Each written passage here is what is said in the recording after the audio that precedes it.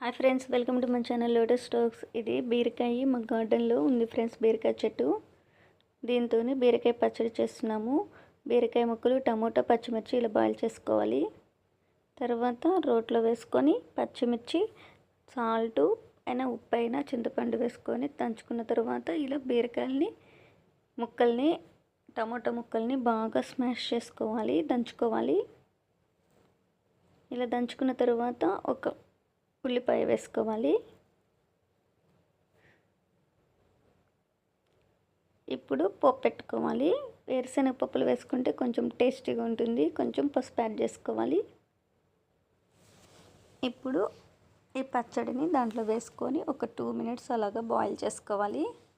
ఇలా ఫ్రై చేసుకుంటే ready friends. చాలా టేస్టీగా ఉంటుంది ఇలా చేసుకుంటే. Please like, share, subscribe friends. చాలా ఎనర్జీని కూడా ఇస్తుంది.